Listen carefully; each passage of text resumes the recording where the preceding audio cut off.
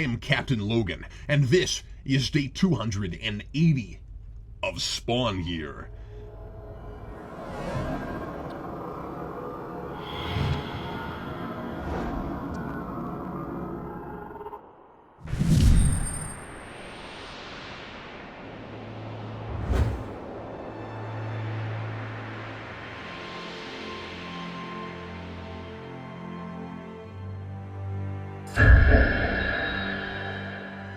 I have said that I must embrace this hideous creature I have become in order to win this game and return home.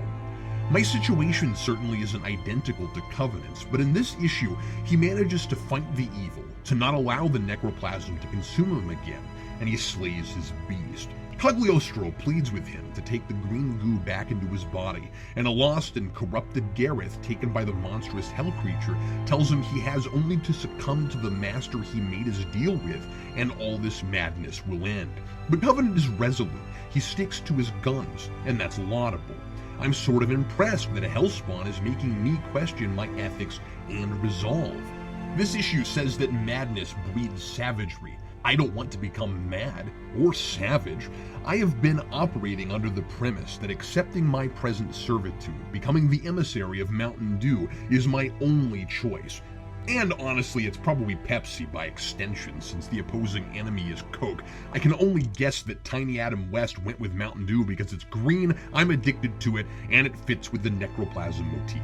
I've chosen to see it as the lesser of two evils. I certainly don't want to submit to a sinister force conditioning me by way of painful addiction. But what choice do I have? It's great that Covenant could defeat his enemy without necroplasm, without giving in to evil, but I feel as though I'm giving up either way. If I stop cooperating, I'm giving up hope. If I do cooperate, freedom.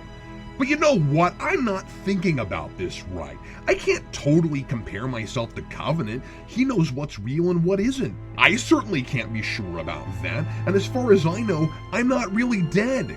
I have to be careful. That line of thought is really giving into darkness, to despair. I'm not freely giving myself to evil. I'm playing along with absurdity. This place wants me to think that I've passed that same point of no return that a Hellspawn does. But this is not my face. This is a mask. I have to stop overthinking my situation. Everything I see here is the distraction, designed to make me draw uncomfortable parallels to these stories I must critique.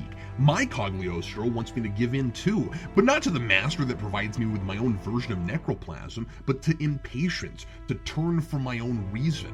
I do have a choice to play this game, and so I'm actually doing just what Covenant does here. I'm following my instincts. Most of this issue is an epic battle between Spawn and the enormous misshapen hell beast some idiot Catholics created with Covenant's necroplasm. Spawn's strategy is to keep the creature at bay until Gareth can build another creepy bone cage to house the necroplasm in once Gareth has performed his incantation and removed it, just as he first did to Covenant himself. Both of these men are responsible for this disaster, and I'm enjoying seeing them work tirelessly together to rectify that mistake. When Covenant first yells to Gareth to build a cage, I had no idea what he thought he was doing or that that was part of a previously worked out plan. Until we see Gareth building the cage, it's unintentionally funny. I was imagining Gareth's internal monologue as something like this.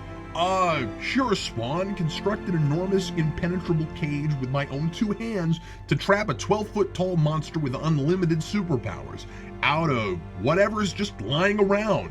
I felt a little stupid when I realized what Spawn was really talking about. Ah well, no more stupid than the monster itself, who also thought Spawn was unrealistic enough to tell Gareth to build an actual beast-holding cage.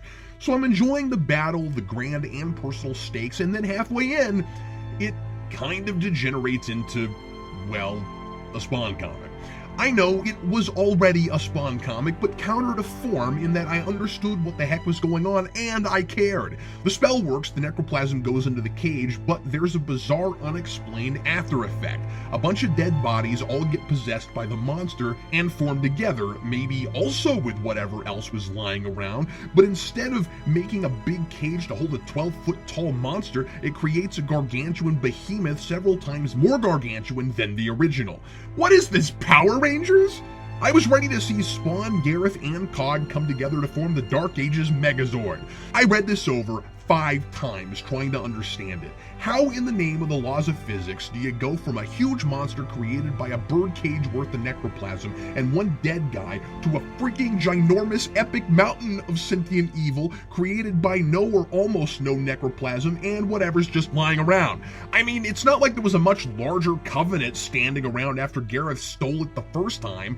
I guess I'm supposed to accept that anything can happen when you're dealing with a mystical extra-dimensional evil and it's not meant to be questioned. Well then, can I question the consistency of character motivations? Not only is Ghosty Gaston, yeah, that's what I'm calling him now, a Power Rangers monster, he makes about as much sense as a Power Rangers villain. He's channeling the demons of hell and apparently knows what they're thinking and how much they hate Covenant, even though just having the same necroplasm wasn't enough to let Covenant himself in on any of that, and I'm going to assume Bulgy knows Covenant's alive just because he killed that replacement spawn, and not just because the necroplasm took someone else over, because that's inconsistent and ridiculous, and surely Niles can keep all his history over like 10 issues straight, right? Anyway, not only does the monster randomly interchange the words master and masters constantly, like he can't decide if he's working for just Bulgy or a bunch of demons, but when he's just a sort of huge monster, he wants to kill Covenant, but when he's a mountain, he wants to force Spawn back into the fold. What's that about? And the way Covenant wins at the end, although I like the idea that he doesn't succumb to the necroplasm, is a huge letdown. He falls back on the whole regaining his powers temporarily by eating a rat thing again. And it's off panel. And that never made much sense to me in the first place. Also, it is Gareth who ends up dying, which wouldn't annoy me if it weren't for that gimmicky foreshadowing bit last issue that ultimately gives away a not at all surprising death, pretending to set up an exciting mystery. And I wonder if this was supposed to be the origin of the heap. Come to think of it, Covenant may not have had to pledge himself to Bulgy to get through this, but he still embraced his evil nature by eating that rat, admitting that he's still inherently an infernal being. So I suppose sometimes there's no denying what you are right now, but that doesn't mean you can't aim higher and strive to change your fate. Signed, Captain Logan.